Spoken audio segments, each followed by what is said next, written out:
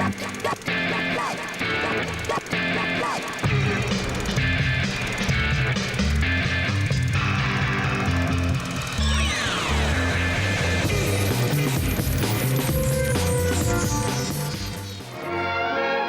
I principally love about Jimmy Stewart is that throughout his career, he makes goodness and niceness incredibly watchable qualities. You know, Christmas is coming soon, and we're certainly going to miss a good little worker like you in the shop, so you'd better get well. But there's not a lot of people, not a lot of actors I can think of, who consistently were able, and also not to be kind of cheesy with it. You know, he's uttered some of the potentially most laughable lines in cinema, but you just kind of melt when he does them. What'd you say? What does he wish?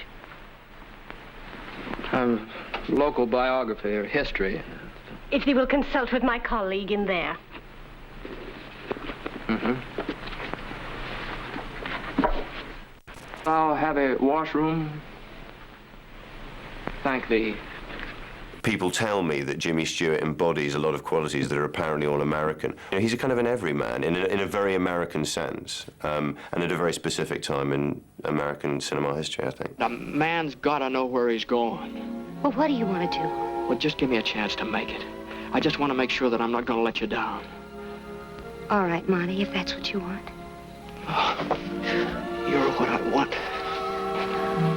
His particular set of qualities I personally find more interesting to watch than most of the actors of that period. There's some other, I mean, Cary Grant's fantastic, Katharine Hepburn's fantastic, but there's just something, and it's also because it's very, very American. I'm taking him back, and I'm going to do it alone. My favourite Jimmy Stewart movie, it was a toss-up, really. It's either The Philadelphia Story or It's a Wonderful Life. Philadelphia Story for very, very different reasons, but which is to do with sort of just being the sort of meat in this very classy sandwich. We've got kind of, you know, Katharine Hepburn as one piece of bread and Cary Grant as the other, and he's doing something completely different, but with just such aplomb. And it's just incredibly enjoyable to watch. All three of them together, really. I mean, that's what makes that movie. Way up high. What is this, Connor? Now, easy, old man. She's not hurt? No, no. Not wounded, sir, but dead. Seems the minute she hit the water, the wine hit her. He goes around to Cary Grant's and he's singing the C.K. Dexter Haven song. C.K. Dexter Haven! The scene between the two of them, which is some of the best drunk acting ever. I don't know. I can't understand how you can have been married to her and still know so little about her. Can't you? No, I can't you. I have the hiccups. I wonder if I might have another drink. Certainly. Thank you. There's a fantastic passage in that where just the tempo of the scene just rises and the lines get much, much shorter. And You're insulting. I'm sorry. Oh, don't apologize. Well, who's apologizing? I never knew such a man. You wouldn't be likely to, dear, not from where you sit. Talk about arrogance. Tracy, What do you want? you're wonderful. he's got these fantastic one-liners that are about making fun of the upper classes, but by having to say those lines, he's exposing his own character.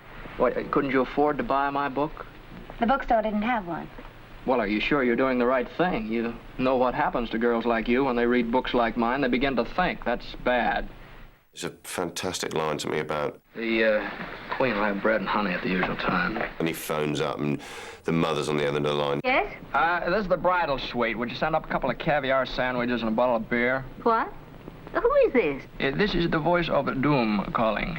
Your days are numbered to the seventh son of the seventh son. Jimmy Stewart did a number, 3 or 4 biographical movies that, you know, that were based on true life stories. And to an audience now, you know, the idea of a movie about a one-legged baseball player might seem a bit laughable.